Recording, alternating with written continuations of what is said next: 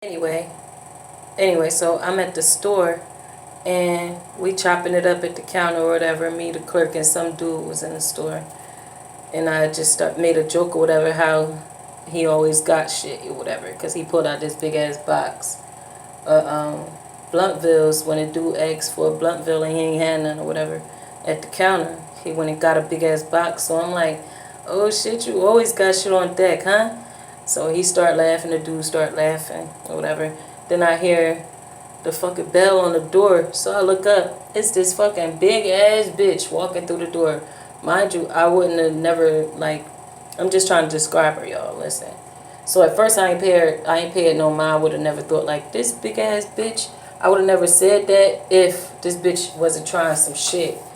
So I'm 5'4", mind you, like 135, maybe 145, maybe. So she walks in the store and she see us laughing and shit. She gonna say, oh, fuck you smiling so hard for? You happy to be alive?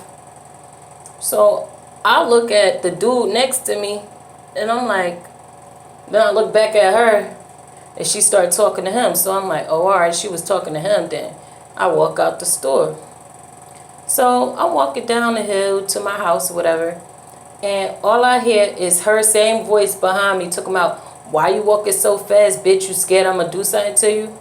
Mind you, they say I walk like a crackhead, but I'm from the city. We walk fast as fuck. Like, you think we motherfucking out here working out, but you know, we really just walk fast.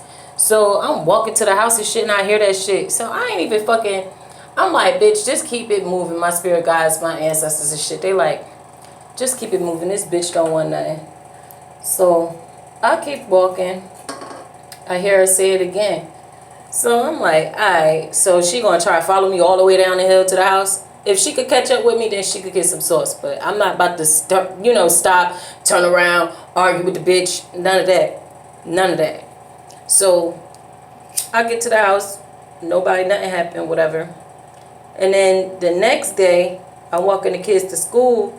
And because of the whole domestic violence situation, I be trying to take like little cuts and shit behind people's houses and all that, instead of taking the main route that a lot of students take. So some nigga gonna pop up from behind these bushes with a little ski mask on and shit, covering his whole face, looking at me all crazy and shit. And I'm just like, alright, so if you try something while my kid's right here, we just gonna have to do it right here. But I see you, nigga. Like that. Walk straight past him like nothing. Then, what happened after that? Oh, I'm at the liquor store another day. So these is just 3 examples of how domestic violence be in my life. How shit went down or whatever. With niggas sending niggas after me, bitches after me that I don't even fucking know. Don't know what they look like, but they know what I look like. They know where I go. They be stalking me hard and shit for him. So, like I said, I went to the liquor store and shit. And I come out the store with my shit. I'm about to go to the car. And all of a sudden, this nigga, some fucking dude on the corner with the rest of these other young niggas, he like, oh, a bitch back out here? Let me go get the strap, yo. Go get the strap, yo. We might have to shoot a bitch tonight, right?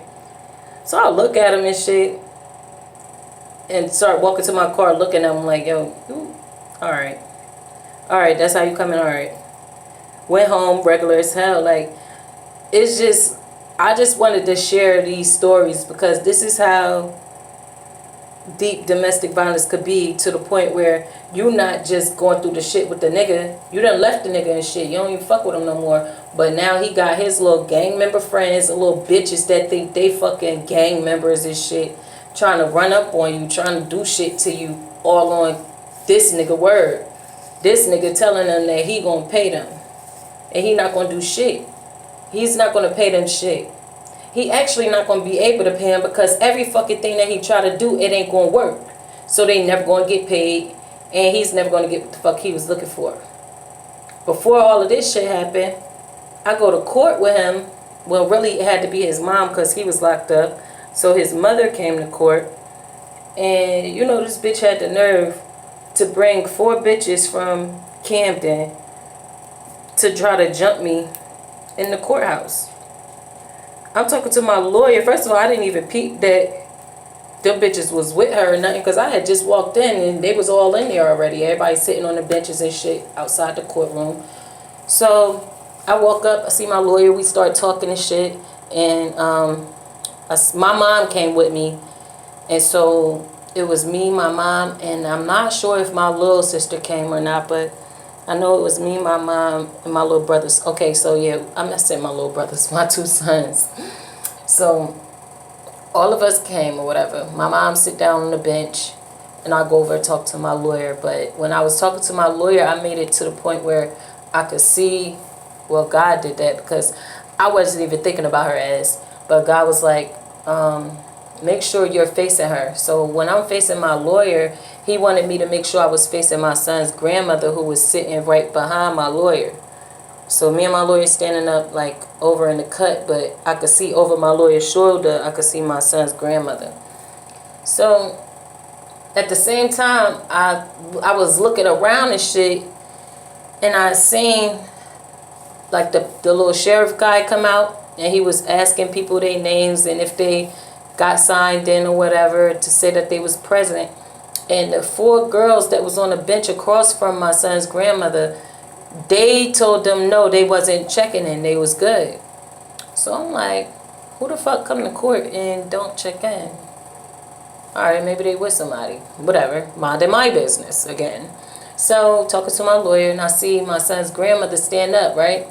So she looked real suspect, because what you standing up for if you just like, she not even stretching or nothing, she like walking in like a circle like that, like walking in a circle at first, and then I see her scratch her nose, and then she tried to put her hands down like by her side, but she used her pointer finger to point at me and my lawyer. So when I saw her do that, I looked up to see where her eyes was connecting to, and she was connected to them 4 bitches sitting across over there on the bench. So I'm like, I know this bitch did not try to bring some motherfuckers in this courtroom to fight me. So I act like I didn't see that shit, but then I told my lawyer, I said, look, I just saw her point us out to these 4 bitches or whatever. And so she was like, well, if you're concerned for your safety, then you should let the lawyer know. I mean, not the lawyer, the judge know. I'm like, all right. I just wanted to let you know, though, so that you know what she just did in case anything happened, you know, from this point on. I don't know if they attack you and me, or just me, or attack me while you standing here, and you just gotta have a heads up, bitch. I'm just trying to let you know what I just saw. So she was like, okay, I understand. I'll be watching out or whatever. I'm like, all right. So I go sit down and tell my mom the shit, whatever. Actually, I sat down next to her, and she was like, Whitney, who the fuck is these girls over there? You see how they staring? I'm like, I was about to say something to you about that. So she was like, what? So I'm like, I'm going to text you. So I texted to her while we were sitting next to each other, and she was like, wow. She started texting me back, going off about my son's grandmother, because she don't even like that bitch anyway. And I was like, I said, girl, whatever. So we still sat there chilling, whatever.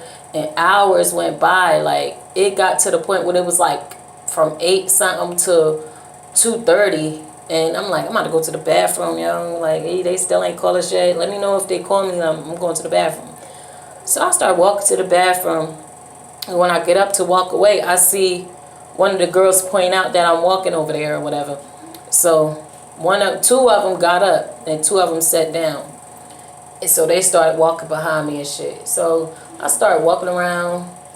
I was looking. Actually, I walked down the hallway. I looked to the right, and I think the bathroom was right there. But God was like, nah, go all the way to the back. So I walked all the way to the back, and that was where you sign up to go to court for child support, and they had like little toys and shit back there for the kids. So I walked in there, and I was like, can you tell me where the bathroom at? And so she was like, it's down the hall to the left. I was like, okay. So I walk out, and I see those bitches or whatever. they was halfway down the hallway walking towards me when I was coming back towards them. And then they did like this little turnaround and walked back and sat down. Then I went to the bathroom, used the bathroom, came back out. They was all four sitting on the bench. So I'm like, oh, all right, these motherfuckers, I don't know what the fuck they thought they was going to do, but they thinking they on some shit. She thinks she on some shit. He think he on some shit. They think they fucking slick. But, all right.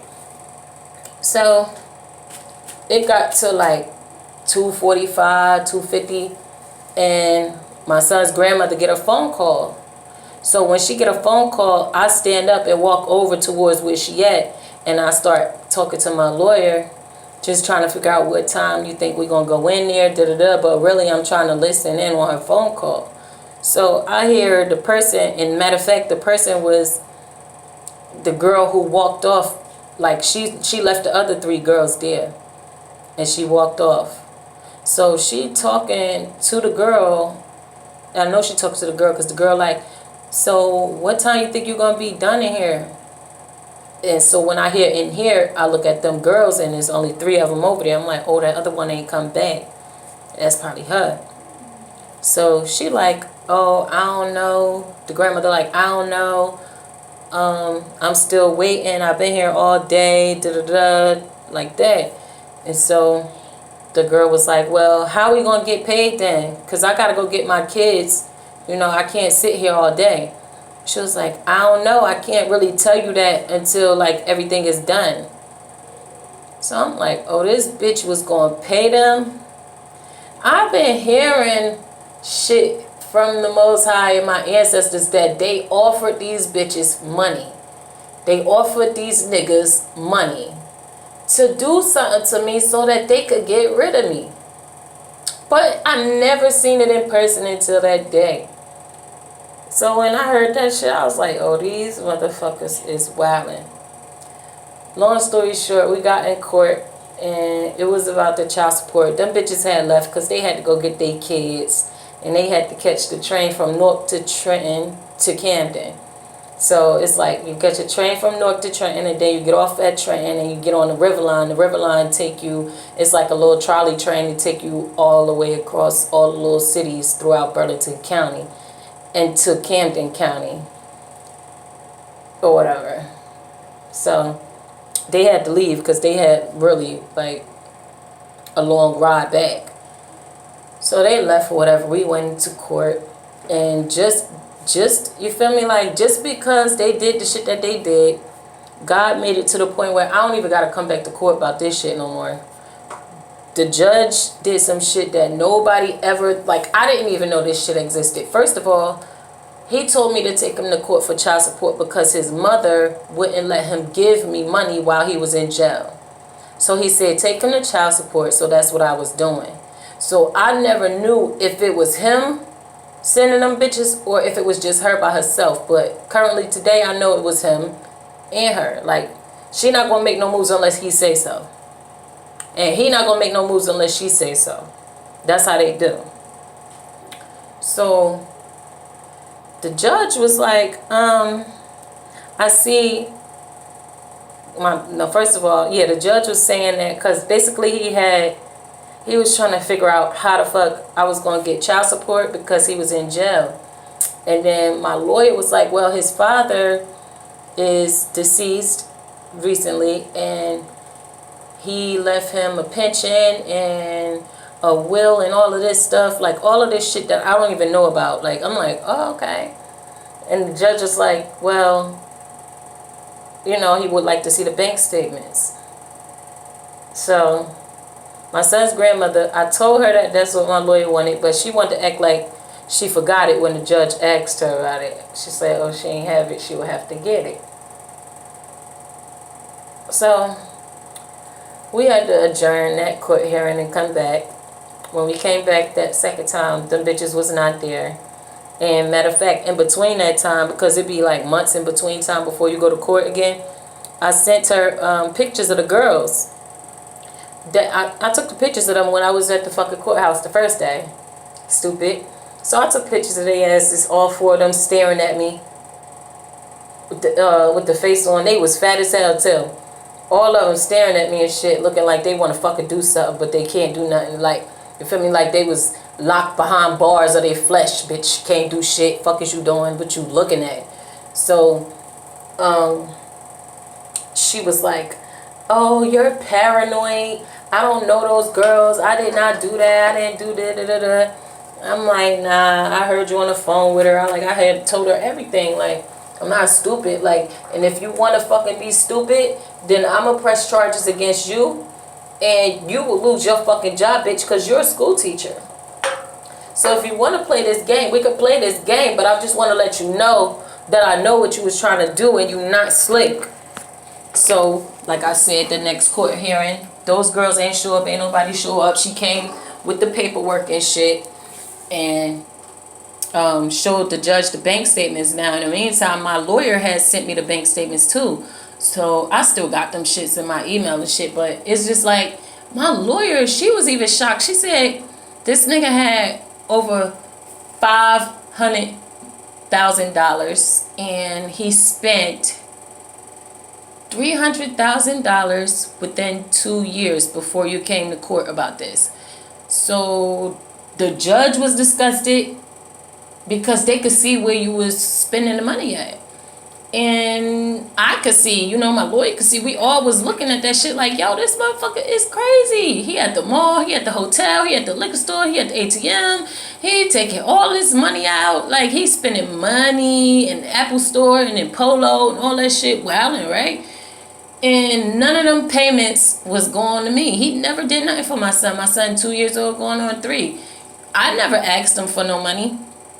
Because I felt like that's the money from his father's death. He didn't work for that money. So, like, he mourning. I don't want none of that money. So, I'm just like, you feel me? I never wanted none. So, when he told me to take him to court, I was like, yo, you sure? He like, yeah, because my mom tripping. She don't want me to give you no money. She said, because my father ain't do shit for me, that he shouldn't have to do nothing while he locked up. And she was saying how she think that he loved me more than her, like just all types of shit like that. So he just wanted to make it where as though it was legal that she would have to pay me because she was power of attorney over his money. So that was how that shit went down like that. And then when we got to court and the judge spoke about the motherfucking bank statements, she got mad as hell. She was like, well, he's young and you can't expect him to know what to do with this amount of money. Yes, I'm disappointed in him as well, but I feel as though you should understand that he's young and he didn't know what to do with the money. And the judge was like, no, that's no excuse. He has a child. And she was like, well, he also just had another baby. I'm like, he don't even know that baby. He never even met that baby. So the judge was like, please. And my lawyer was like, please don't say nothing. Don't say nothing. So I'm like, all right. I'm just saying, she bringing the baby up. Somebody else's baby that don't got nothing to do with what the fuck we here for. He don't even know that baby. The fuck? He don't even know if that's his. And you talking about, oh, he got another baby. Shut the fuck up. So you saying he got another baby, he still ain't do nothing for that baby with that money or what? So anyway, not my motherfucking problem, not my baby. So the judge was like, listen, ma'am, he is not allowed to touch any more money in this bank account. If he touches the money in his bank account, then I'm going to take over the money because I feel as though you're not following what I said has to happen at this point. And he told the lady, well, he told my lawyer that he was going to give me alimony because we had been together for so long or whatever. I think he said in the state of New Jersey, it's like if you with somebody over 6 years or so, then you are considered married and I could get alimony. So I told him, I'm like, no, I don't want alimony. I just came in here to get help for my son because that's what he asked me to do. He told me to come in here to get help for my son. I was never looking for no money for me. I was never looking for child support either, so whatever. But that's what the judge said or whatever. He was like, okay, well, I'm going to give you this amount of money or whatever. And it'll last him for the next he was like the next 16 years or whatever. I'm like, okay, that's fine. His mother was mad about that. And that's why all of this shit that's been going on has been going on, as far as people, these gang members coming to my house. Motherfuckers try to, my neighbor, I don't know if he involved with them or not, but I know he's a pedophile and I reported him for that shit. And like my motherfucking window got cut open, my back door was broken into, they couldn't get it. They was trying to take the screws off my motherfucking back door. I heard the shit when they was trying to get in my window, so I started banging on the window and I heard them run off. Like, it just be all types of fucked up shit happening when you going through domestic violence. I got to the point where I had to sleep in my living room and pull all the fucking blinds up, turn all the lights on at night so I could see the motherfuckers that's walking around my house doing shit, because motherfuckers was keying up my car, putting shit on my, like putting gum on my fucking my lights in the front of my car, all types of shit. So those is just a few stories of the things that I've gone through dealing with domestic violence. Like I said, it don't just be, oh, you and this nigga fighting, or this nigga hit you, and it's that simple. No, actually, it wasn't even about him hitting me. He choked me one time, but that was, I'm not saying that that wasn't a major deal. Of course, that was something major. That was when I first saw, like, this nigga motherfucking crazy. I ain't got time for this shit. So I wasn't fucking with him like that. But at the same time, the part that is the most relevant in my situation is the fact that I've been threatened by not only him, his mother, the gang members that he know, his other family members. Like, he took it way further than what I've ever seen in a movie or in another person's life who dealt with domestic violence. Like, he was trying to get me set up on so many occasions, and it just did not go down like that. And just recently, when I was talking about me coming out the liquor store or whatever, matter of fact, even before that, I was coming from my friend's house who lived on top of the liquor store. Well, this girl that I met, I'm not going to say she my friend because I don't know what the fuck is up with her. But anyway, I was walking home from there and shit at night, and somebody followed me home from her house. So that was when I first started thinking, like, yo, something is up with this shit. Like, I don't know what the fuck it is, but something is up, because why is motherfuckers following me? And I don't even, you feel me? I never had this issue. I never had people following me. You know, I just had to just keep an open eye or whatever. But yeah, this shit really get deep to the point where he trying to pay people to do shit to me. It's really crazy. So like I said, when you get signs from the Most High, when you get signs from your higher self, your ancestors, whoever you believe in, and they trying to tell you, like, look at that, peep that, remember that, pay attention, because it could mean the difference between life and death. And I had to leave my house because of all of that shit was going on. All my shit's still in my house. Like, I'm living in a hotel and soon to be moving into another spot. But at the same time, I just want y'all to know, like, look, yeah, you got to start over. Yeah, you got to be on your P's and Q's. Yeah, you can't really trust everybody, but that's regular. You can't trust everybody. But I think it's worth it to have moved the amount of times that I moved, and you don't even want to know how many times I moved in the last 10, 11 years. But to have moved all of these times and still be good, be protected, safe, aware, you know, also be, I don't know like how to explain it, but I really grew. I grew a lot. Like, that naive energy that was in me was my innocence. And it was me not being aware of what this world was really like. I never thought there was people out here, like, yeah, you see it on TV and shit, but you don't think the people that you meet is like that. You don't think that, especially because you're not out here doing no fucked up shit to people. You're not in a gang.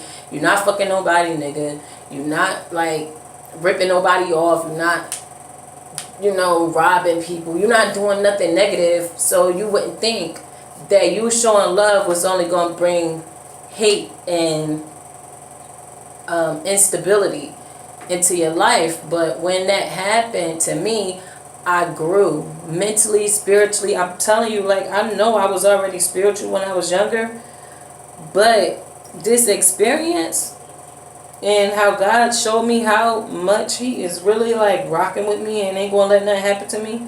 Yeah, He gotta let these people do the shit that they do, because that's the only way that karma works. Like, you can't get karma for just having a thought. You gotta move on that shit.